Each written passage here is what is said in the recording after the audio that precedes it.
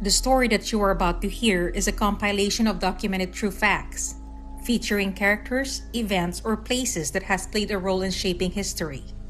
Please sit back and listen as I recite this narrative for you.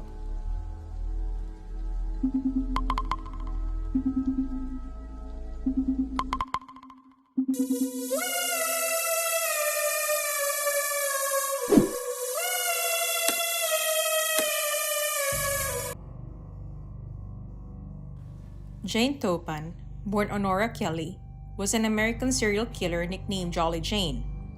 After her arrest in 1901, she confessed to 31 murders. She is quoted as saying that her ambition was to have killed more people, helpless people, than any other man or woman who ever lived. Jane gave lethal injections of morphine to 31 hospital patients and was suspected of having killed an additional 70 patients over the course of a 2-decade career. Her history of suicide attempts helped her win an insanity plea, and she was eventually confined to a state mental hospital for 40 years until she died in custody. Today, psychiatrists say she was one of the most unusual serial killers in history. Like many serial killers, she had an unstable childhood.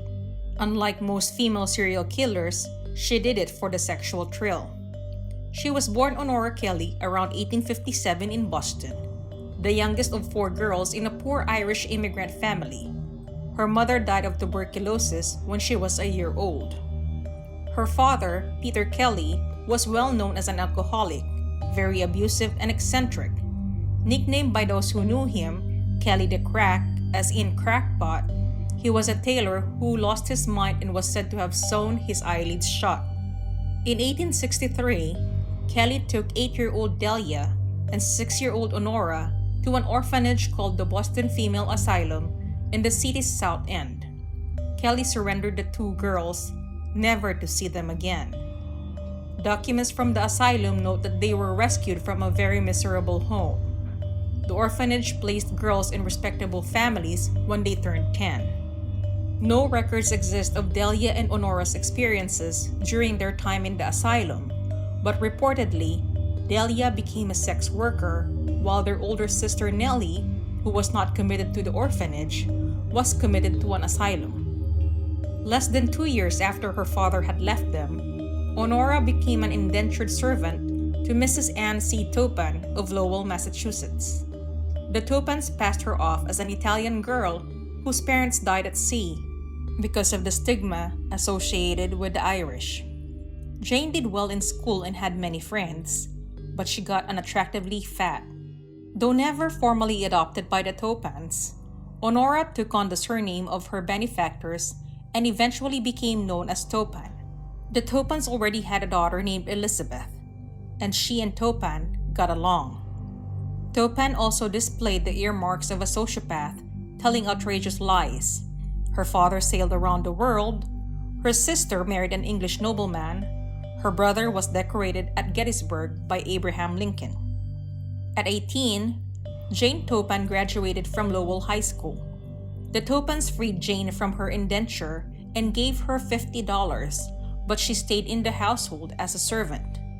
When Anne Toppan died, Elizabeth took over the house and continued to treat Jane as a servant, though with more kindness than her mother.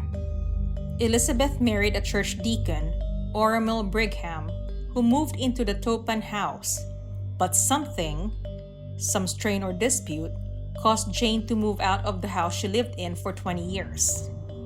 At 33, Jane Toppan started her training as a nurse at Cambridge Hospital in 1887. There, she earned her nickname, Jolly Jane, for her friendly, outgoing personality. She liked to gossip, though, and celebrated the dismissal of students she didn't like. She lied that the Tsar of Russia had offered her a nursing job, and she probably stole small things. Many of her fellow students grew to detest her. Once Toppan became close with the patients, she picked her favorite ones. The patients were normally elderly and very sick. During her residency, she used her patients as guinea pigs in experiments with morphine and atropine. She altered their prescribed dosages to see what it did to their nervous systems.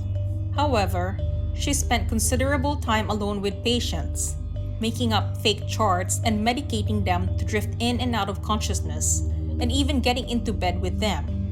The hospital administration grew concerned over her obsession with autopsies, but they didn't know she experimented with morphine and atropine on her elderly patients.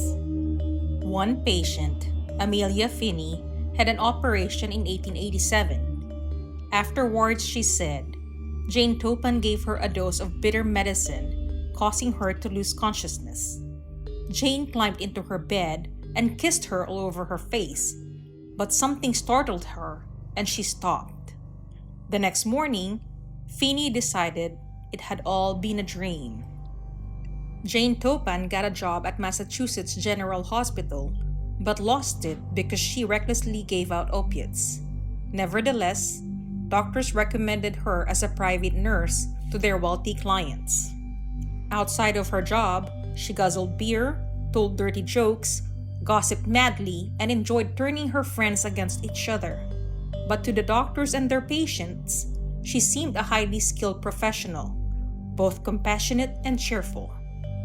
Nurse Jane Toppan was earning $25 a week, when women earned an average of $5 a week.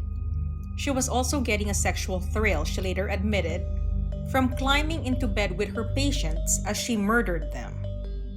In 1889, 70-year-old Mary McClear fell ill on a visit to Cambridge. Her doctor sent Jane Toppan, one of my best nurses, to care for her. Jane poisoned Mary McClear. A month later, she killed a close friend with strychnine so she could take her job as a dining hall matron at St. John's Theological School in Cambridge. She got the job, but it didn't last.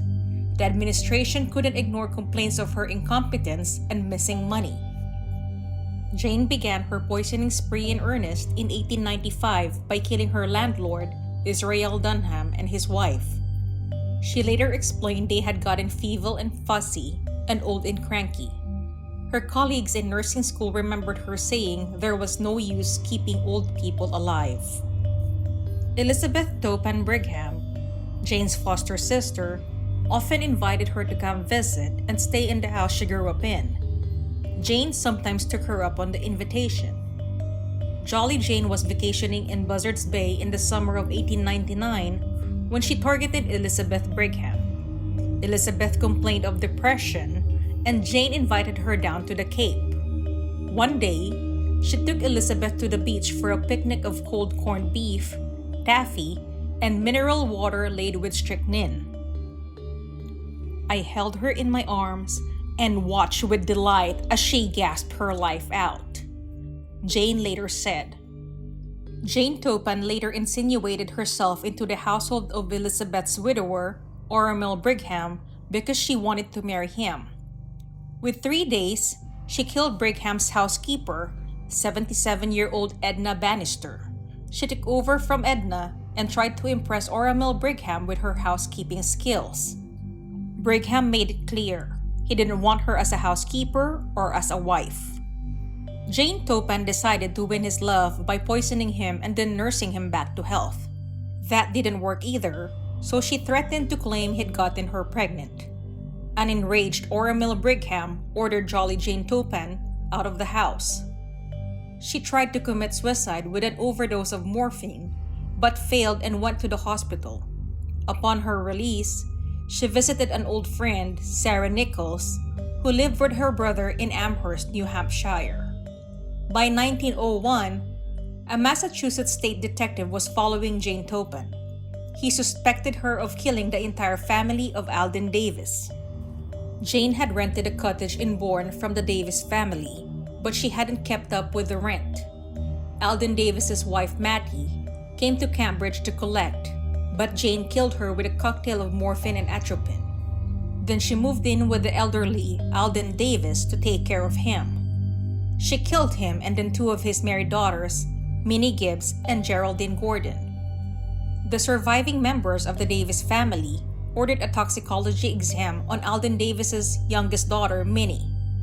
The report found that she had been poisoned, and local authorities put a police detail on Toppan.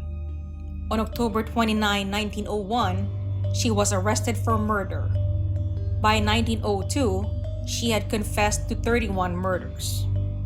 An article in the Hoosier State Chronicles, published shortly after her arrest, reported that Toppan would fondle her victims as they died in an attempt to see the inner workings of their souls through their eyes. When Toppan was questioned after her arrest, she stated she derived a sexual thrill from patients being near death, coming back to life, and then dying again. Toppan administered a drug mixture to the patients she chose as her victims, lay with them, and held them close to her as they died. Toppan is often considered an angel of death, a type of serial killer who takes on a caretaker role and attacks the vulnerable and dependent, though she also murdered for seemingly more personal reasons, such as in the case of the Davis family. It is possible Toppan was also motivated by jealousy, in the case of the murder of her foster sister. She later described her motivation as a paralysis of thought and reason, a strong urge to poison. Jolly Jane Toppan went to trial for murder in the summer of 1902. She confessed to her lawyer she killed at least 31 people, perhaps as many as 100. She claimed she started her killing spree because a boyfriend dumped her when she was 16. A Lowell office worker gave her a promise ring, but moved to Holyoke, Massachusetts, and fell in love with someone else. "If I had been a married woman, I probably would not have killed all of those people," she said. "I would have had my husband, my children, and my home to take up my mind." An 8-hour trial took place in Barnstable County Courthouse. A jury deliberated for 27 minutes and found Jane Toppan not guilty by reason of insanity. She spent the rest of her life at Taunton State Hospital, dying on August 17, 1938, at the ripe old age of 84.